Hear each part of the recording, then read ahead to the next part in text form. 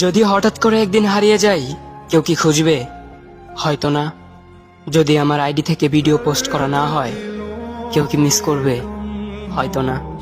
ইনবক্সে মেসেজ আসবে কিন্তু সিন হবে না, রিপ্লাই পাবে না, পড়ে থাকবে ওইভাবেই। কেউ কেউ হয়তো অপেক্ষায় থাকবে, এই বুঝি আসলো অনলাইনে। আবার কেউ কেউ হয়তো টেরও পাবে না, কেউ একজন নেই, কেউ একজন হারিয়ে গেছে। হঠাৎ একটা সময় কারোর হয়তো মনে পড়বে, কে জানি আর নেই। কষ্ট করে নামটা সার্চ করবে, পুরনো ভিডিওগুলো দেখবে আর ভাববে হুট করে কোথায় চলে গেল। আবার কেউ কেউ হয়তো একদিন দুই দিন না পেয়ে ফ্রেন্ড লিস্ট থেকে আনফ্রেন্ড করে দেবে।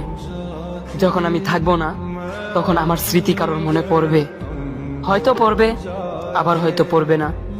তবে হারাতে হবে, হারাতে হয়, হারিয়ে যাওয়াই নিয়ম।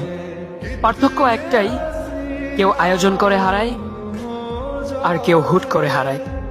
আমি না হয় হুট করে হারিয়ে যাব।